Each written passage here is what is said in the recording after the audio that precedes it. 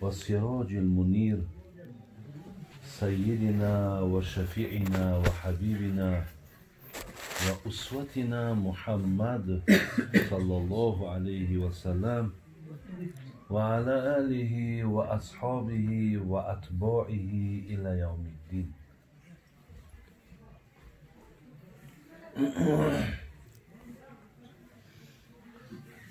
قبلا از الله بسیار بسیار مهربان دعاگاه هستم که خدای مهربان این حضرت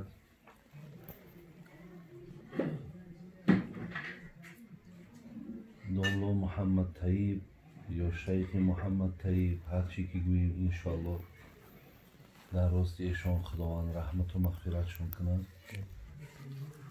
و الله مهربان این خیرها و این احسانها و این نوبت به نوبت پند و نصیحت هایی که شدن ثواب ای را بر روحشان رسانند و از این حضرت فرزندایی که باقی موندن خدای مهربان راه و رویشی پدر و راه و رویشی پیامبری نازنین مونه خداوند توفیقشان کرد که اختیار کرده باشند و از الله مهربان خواهان او هستیم که خداوند میل های ما و شما را محبت های همه ما و شما را باز هم به سوی دینش زیاد گردانند. حقیقتا برادر ما قاری بسیار اشاره خوبم کردند که هر یک لحظه هایی که میشینیم با چی قدر تأکید هایی که در آیت های قرآن حدیث های پیامبر داریم که باید هر یک لحظه های ما خالی از پند و نصیحت باید نباشد. از این لحاظ من از همین فرصت های بسیار مناسب استفاده برده و یک حدیثی را به خاطر ثواب از پیامبری نازنین ما گفتم میگذاریم. برادر عزیز راوی حدیث حضرت سهل ابن سعد ساعدی است و جناب امام نسائی این حدیث حکمش حسن میگه. حضرت سعد ساعدی میگه جاء رجل الى النبی صلی الله علیه و سلم.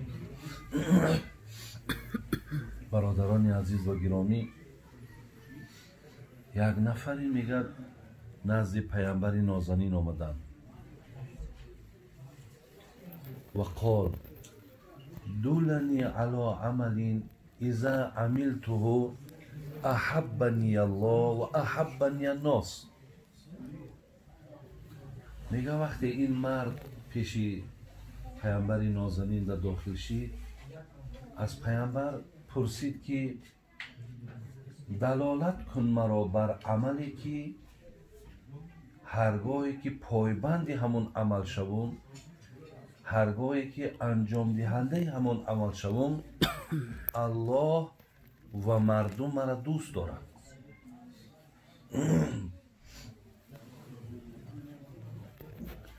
پیامبر ما گفتن که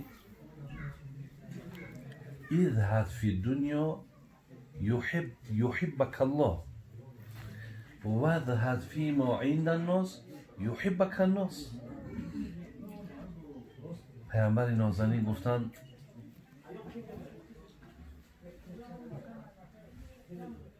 از دنیا تقوا کن الله دوستت می‌دارد و هیچ وقت در دست مردم داشتگی چیز شونده طمع نکن یا هیچگاه مقصد همین محبت و میل به داشتگی مردم نداشته باشی مردم دوستت می‌دارن. برادران عزیز، این حدیث وقتی که حدیث هم میخونی، حدیث عبارت از شرح ها هست. وقتی شرح حدیث هم میبینی، الله مهربان رحمت کنه همین دانشمندای ما را، علمای ما را که در شرح همین حدیث آوردن که اولا بینیم برادران عزیز و گرامی که فایده هایی که در این حدیث هست.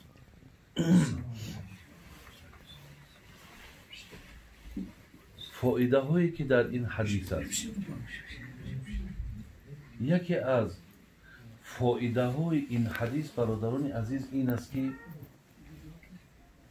پیامبر هر یک لحظهش اصحاب استفاده می برد.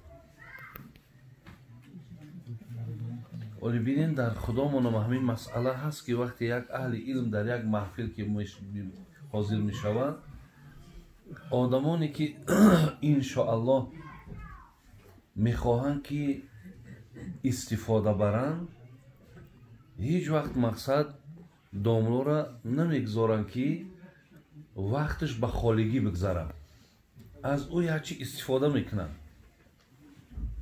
همین عیناً یکی از فایده همین حدیث هم شارح های حدیث میگد که این است که اصحاب پیامبر از پیامبر بسیار استفاده میکردن. سوال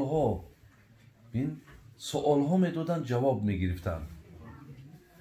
دوم میگه فایده این حدیث این است که اصحاب پیامبر چقدر سوال های زیبا میدادن.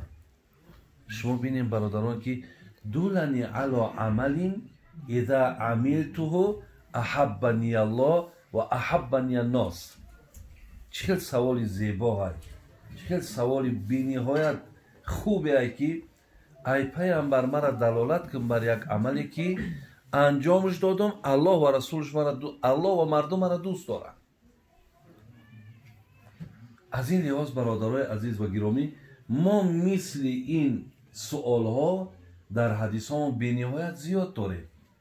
ما حتی باز حدیث های داریم که دولنی علی عمل اذا عملته ادخلنی الله الجنه.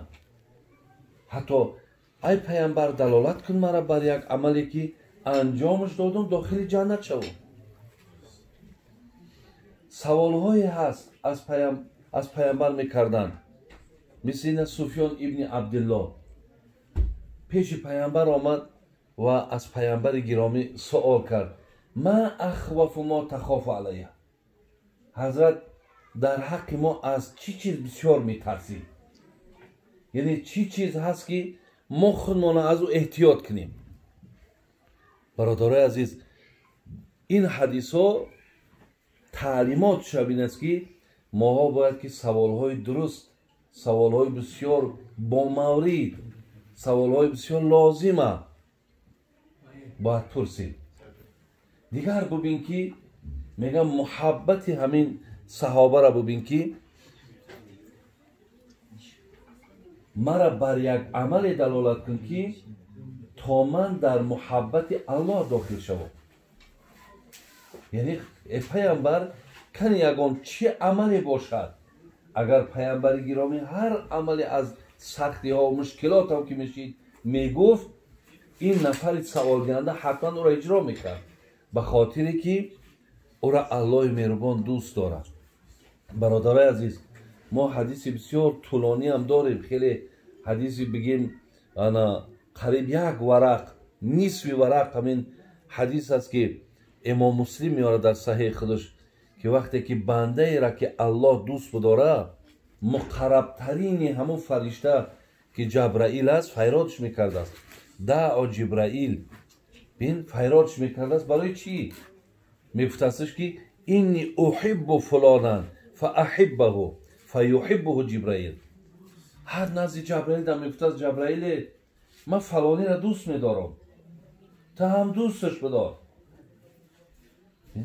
میگه جبرائیل هم دوستش میداره. ثم نادى فی السما، بعد از آن میگه جبرائیل در آسمان ندا میزده است ان الله یحب فلانا فاحبه. این در آسمان میگفت است ای اهل آسمان، میلیارد ملائکه ها.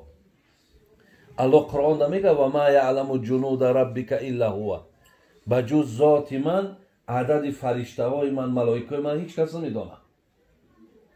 اگه در همون قدر بین محشر ملائک جبرائیل صدا میزده است ای جمع ملائکه آگاه باشید که خداوند فلانی را دوست می‌دارد، شما هم دوستش بدارید.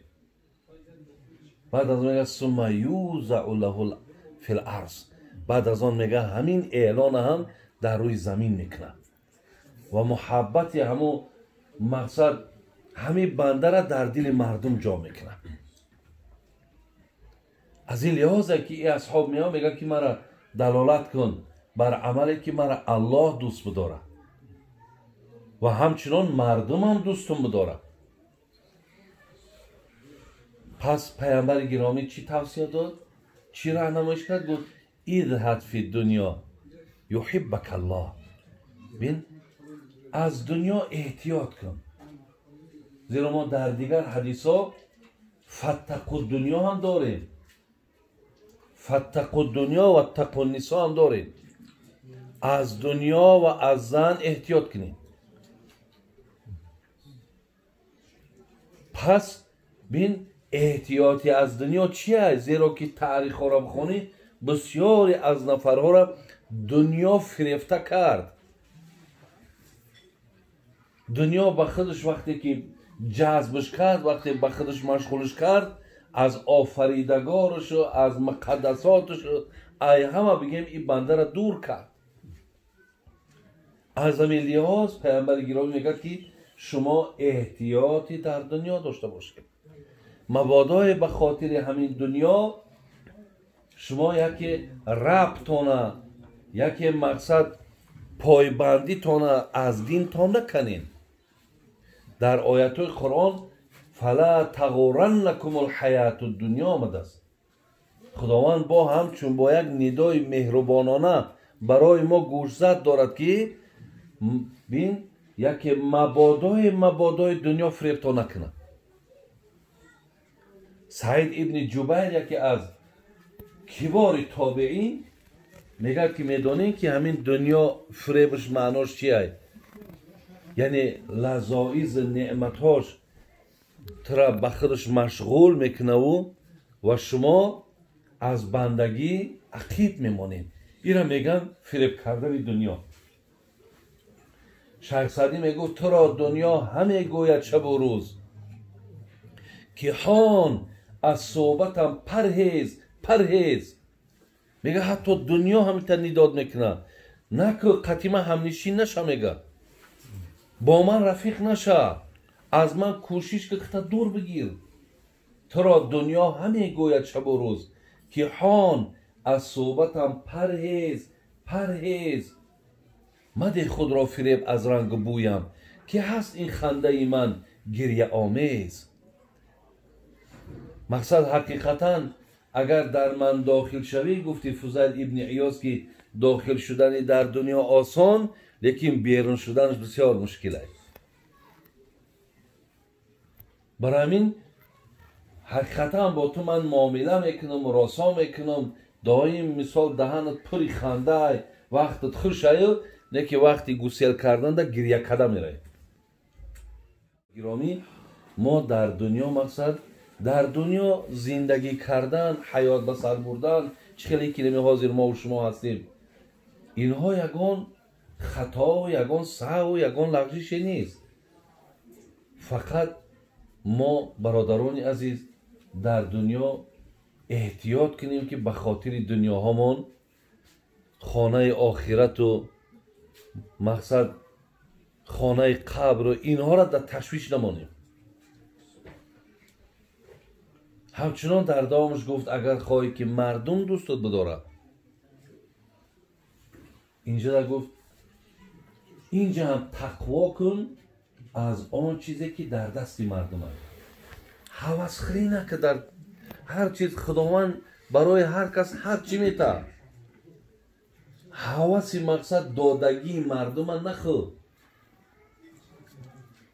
ҳатто баъзеёна дидем ки боз дар наздшон бо мумкин ки таърифшон ҳам кунем ки ту мисол фалон чиз дорӣ, ту фалон чиз дорӣ, офарин ира бин фалон.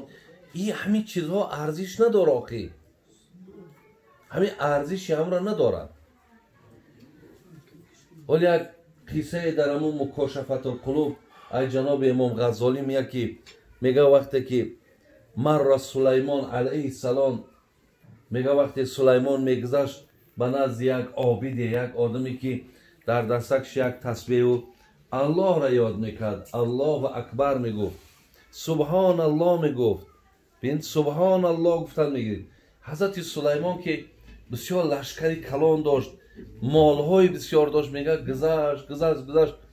ҳамин обид мега ҳамин бандае ки дар дастш тасбеҳ буд, ҳазрати сулаймонро дид, гуфт лақад атока аллоҳа молан касиро.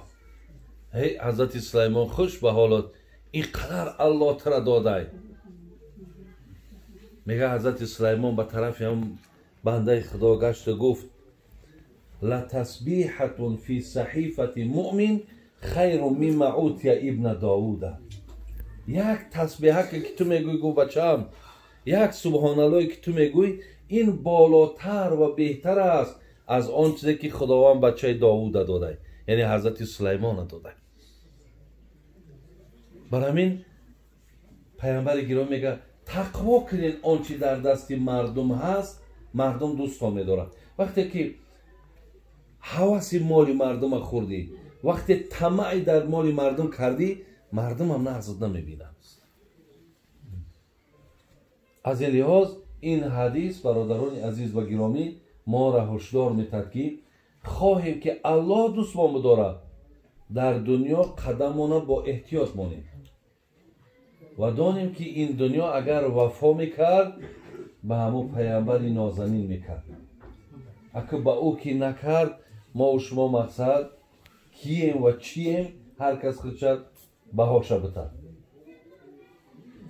худои меҳрубон бозам майлу муҳаббатҳомона ба дини худо зиёд кунад ва аллоҳро дуо кунем ки ҳар як нишастҳое ки дошта бошем, кош мақсад ҳар касе ки ҳадисам медонад, маънои оятам медонад, ҳар як лаҳзаҳоро мақсад худои меҳрубон тавфиқ мудад ки беҳуда нагзаронем, як ояти қуръона я ҳадис пайғамбара гӯш кунем то як боз барои мо шумо як фоидаву як манфаату аз ин шунидагиҳо пайдо шавад ва худои меҳрубон боз ҳам ҳазрата раҳмату мағфират кунад. боқимонда фарзандоша худо умри дароз, имони комилу ва аллоҳи меҳрубон майлҳои мо шуморо, муҳаббатҳои мо шуморо боз ҳам ба сӯи дини худо зиёд бигардонад. амин я раббал аламин. аллоҳ